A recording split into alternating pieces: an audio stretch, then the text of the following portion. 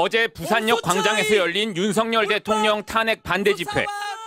일타 강사로 불리는 전한길 씨가 이진숙 방통위원장 탄핵 심판에서 인용 결정을 내렸던 재판관 4명의 이름을 외치더니 공격성 발언을 이어갑니다. 국민들이 헌재를 휩쓸 것이고 그 모든 책임은 불의한 재판관들에게 돌아갈 것입니다.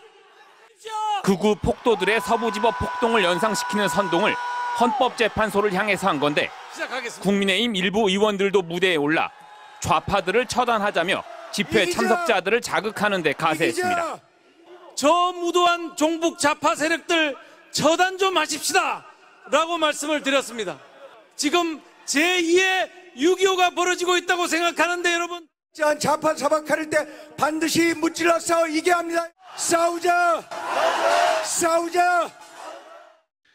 일부 헌법재판관들에게 색깔론을 입혀 탄핵 심판 회피를 촉구했던 윤 대통령 측의 주장을 여당 의원들이 그대로 답습한 겁니다. 그런 편향성을 가진 재판관들이 우리가 상식적으로 좀 이해할 수 있는 수준을 넘어선다고 하면 이것은. 국민의힘 권성동 원내대표 역시 헌재 흔들기에 열을 올렸습니다. 마은혁 재판관 임명 보류에 대한 권한쟁의 심판 선고를 하루 앞두고 권 원내대표는 헌재의 인용 결정이 나더라도 후보자 임명을 거부하라며 최상목 권한대행을 압박했습니다. 헌재가 위헌적인 권한쟁의 심판을 가사 인용하더라도 최상목 대행은 마은혁 후보자 임명을 거부해야 합니다. 여당의 노골적인 헌재 흔들기가 계속되자 민주당에선 탄핵 불복 빌드업이다, 제2의 내란 행위다 등의 비난이 쏟아졌습니다. 사법부에 대한 모략과 불복까지 극우 선동 행태가 도를 넘었습니다. 지금이라도 정상적인 보수 정당으로서의 모습으로 돌아오길 기대하겠습니다. 윤석열과 국민의힘은 지금이라도 법의 심판을 겸허히 받아들이고 국민들을 가르고 선동하는 제2의 내란 행위를 당장 그만둘 것을 촉구합니다.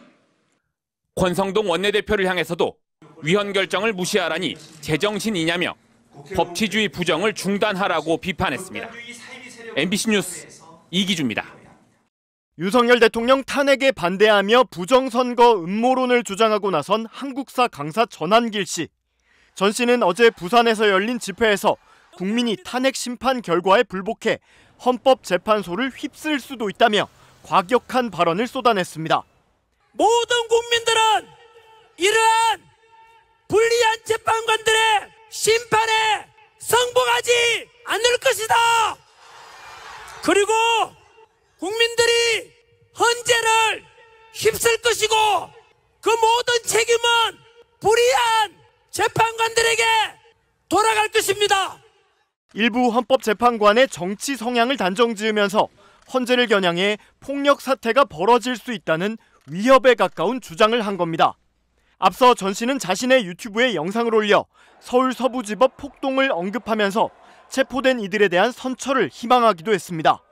해당 영상에서 전 씨는 당연히 폭력은 반대하지만 왜 젊은 세대가 법원으로 난입하게 됐냐며 공수처와 서부지법 판사들의 꼼수에 분노하지 않았겠냐고 말했습니다. 이런 가운데 전 씨가 협박을 받고 있다며 경찰에 신변 보호를 요청해 경찰이 스마트워치를 지급한 사실도 알려졌습니다.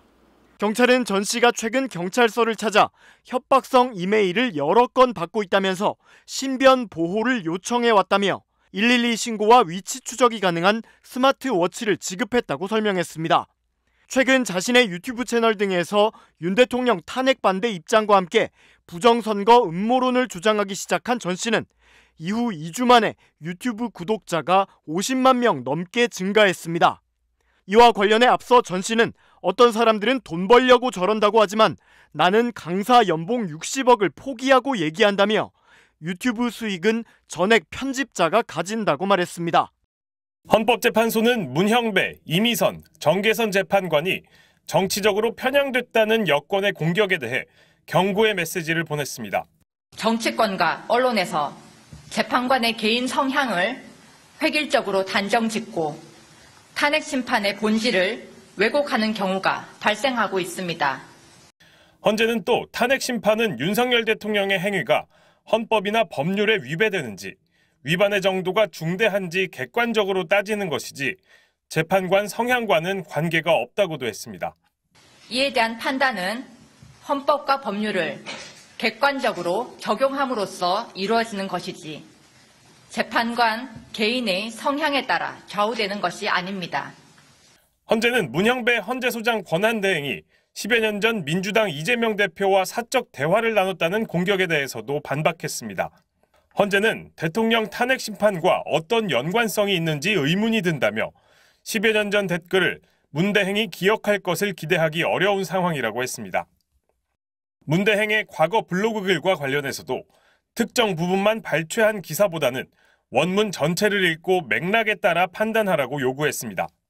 윤 대통령 측은 재판 초기부터 공정성 논란을 키워왔습니다. 하지만 앞서 정계선 재판관이 우리법 연구회 출신이라며 낸 기피 신청은 만장일치로 기각됐습니다. 법정 안팎의 공격에도 헌재는 예정대로 재판의 속도를 내고 있습니다. 국회 측과 윤 대통령이 신청한 부정선거 의혹 관련 증인도 채택했습니다. 국회 측이 신청한 김용빈 중앙선관위 사무총장은 윤 대통령과 서울법대 79학번 동기로 극우 일각에서 제기된 부정선거 음모론을 적극 반박해온 인물입니다. 윤 대통령 측이 신청한 백종욱 전 국정원 3차장은 2023년 10월 국정원의 중앙선관위 사이버 보안점검 결과를 발표한 바 있습니다. 헌재는 윤 대통령 측이 부정선거 의혹을 규명하자며 신청한 투표자 수 검증은 기각했습니다. MBC 뉴스 윤상문입니다.